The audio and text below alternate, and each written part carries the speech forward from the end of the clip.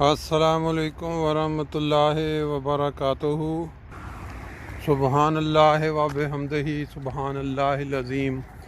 اللہم صلی علی محمد وعلی آل محمد کما صلیت علی ابراہیم وعلی آل ابراہیم انک حمید مجید۔ اللہم بارک علی محمد وعلی آل محمد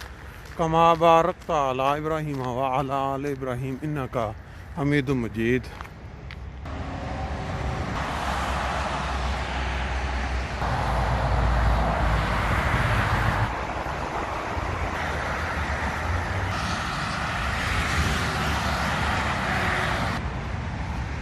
جی دوستو، آج صبح کی سیر جو کہ جمعہ رات والے دن جرمنی فرینکفرٹ کے اندر آپ میرے ساتھ ساتھ کر رہے ہیں، اور بڑے ہی دلچسپ نظاروں سے محظوظ ہوں گے، کیونکہ آج میں نے روٹین سے ہٹ کے ایک ایسا راستہ جس میں پہلی بار نکلا اور راستہ بھول گیا، ساتھ ساتھ بیچ میں کیچڑ کی وجہ سے کیا ادھر پانی کھڑا تھا، اور پھر گھروں کے نظارے جو چھوٹی چھوٹی گلیوں کے اندر کس طرح لوگوں کے گھر آباد ہیں، اور صبح کی جو ٹریفک ہے فرینکفرٹ کے ایک کنارے پہ گاڑیوں کی کاروں کی، اس کا نظارہ، اور پھر اس کے بعد جو پارکنگ جہاں پہ بچے کھیلے، یہ ساری چیزیں موٹر ویز سارے آپ دیکھیں گے۔ لیکن اس سے بھی زیادہ جو دلچسپ چیز ہے جو بڑی ضروری، وہ یہ ہے کہ ایک پاکستانی خاتون ہیں، انہوں نے واقعہ جو سیالکوٹ کا ہوا اس کے اوپر اپنے جذبات کا اظہار کیا ہوا ہے۔ یہ سن کے یہ اندازہ ہوتا ہے کہ پاکستان میں ابھی بھی بعض شریف لوگ جو ہیں ان کے ضمیر زندہ ہیں، اور ان کو ایسے بربریت والے واقعات جن میں لوگوں کو جھوٹے ناموس رسالت کے الزامات لگا کر، یا مذہب کی تضحیق کا الزام لگا کر ان کو قتل کر دیا جاتا ہے، اور جو روش 1953 کے ہنگاموں سے شروع ہوئی، جو کہ احرار ایک جماعت ہے جو پاکستان بنانے کے سخت مخالف تھی، انہوں نے اس کا آغاز کیا، اور انہوں نے جو ہٹ لسٹ تھی وہ تھی جماعت احمدیہ، جو کہ دنیا بھر میں سب سے زیادہ سکون اور سب سے پرامن جماعت کے طور پر مانی جا چکی ہے۔ اس وقت تو پاکستان انڈیا تک تھی، اب وہ 215 ممالک سے زیادہ میں جا کے اپنے مرکز قائم کر چکی، یا کم از کم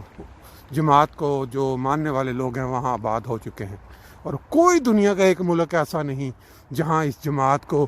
پرامن جماعت کی نظر سے نہ دیکھا جاتا ہو، سب جانتے ہیں، اور اپنی پارلیمنٹ۔ اچھا، بات دوسری طرف چلی گئی، بات یہ ہے کہ اس خاتون کا جو بیان ہے وہ ان نظاروں کے ساتھ ساتھ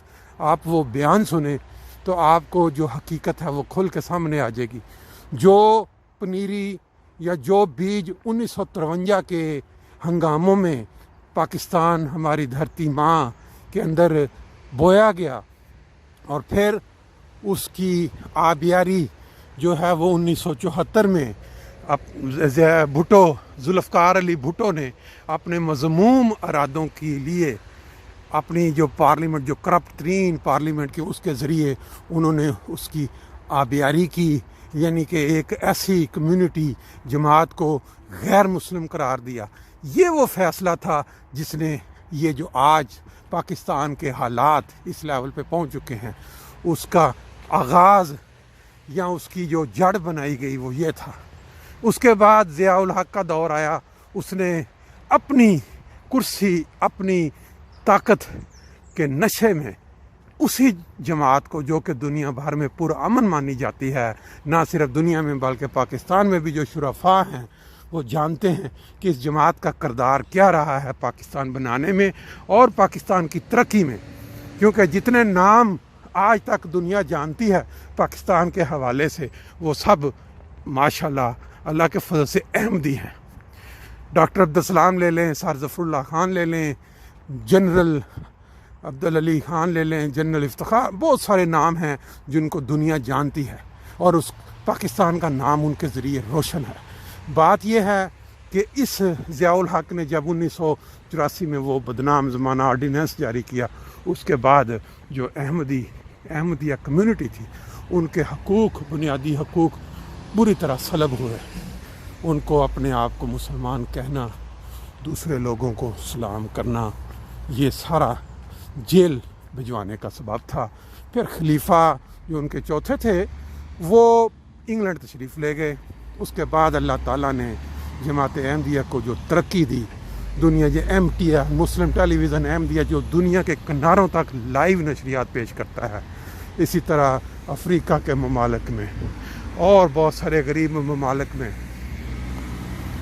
انسانیت کی خدمت کی جو توفیق جماعت احمدیہ کو ملی یا مل رہی ہے،